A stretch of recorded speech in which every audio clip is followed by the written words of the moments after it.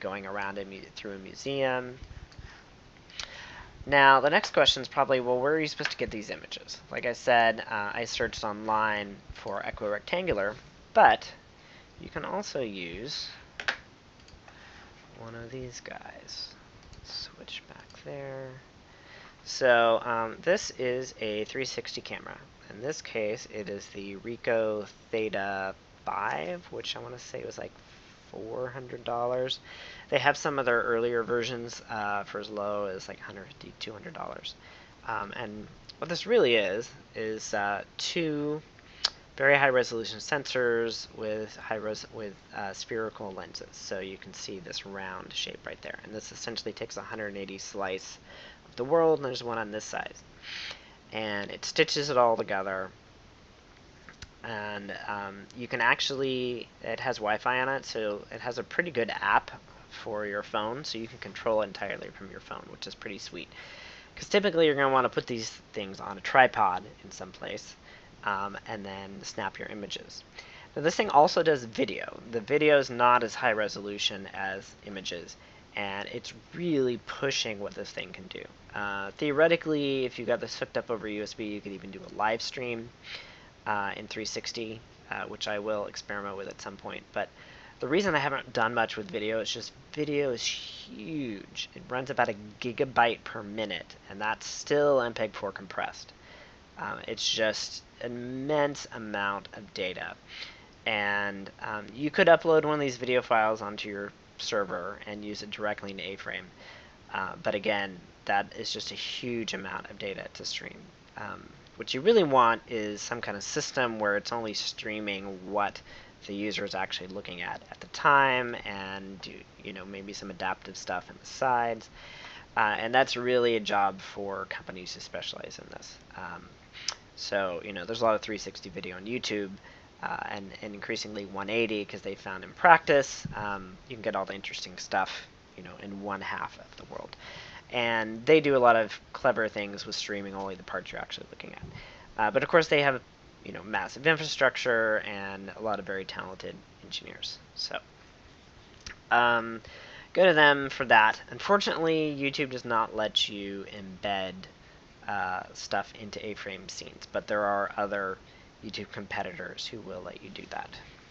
So this is my Theta, and let's do a quick test. I'm going to boot it up here. And we're going to take a 360 photo. Hey, everybody on Twitch, let's smile and say hi. We hear that cute little chirp. Now I'm going to hide this guy. Let's go back to the desktop here. And I'm going to plug this in over USB. Oops. There we go.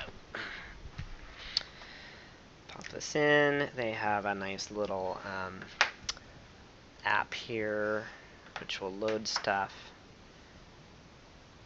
You can see some things I took. Like here, I took a very short video, and it ended up being 1.4 gigabytes, which is crazy.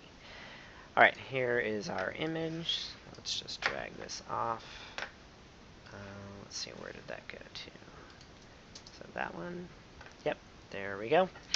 So, you could post this on your own website if you want to, but Glitch has a really cool thing called assets. So, I'm just going to drag this over here.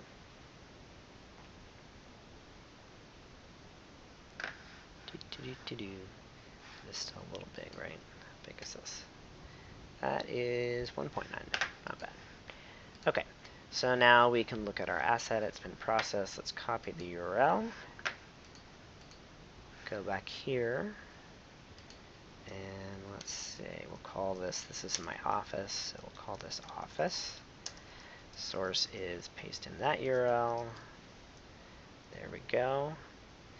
Now we can add, let's just change the background of this one from patio to office. And there we go. This is a 360 image of my office. There's you guys on Twitch. You can see photos of my kiddo when he was young, my sci-fi posters, the giant mess that is my office most of the time. So we can leave that and go back to the pretty hotel. So that is really all that you need to learn in order to do 360 images on your own website. You can start with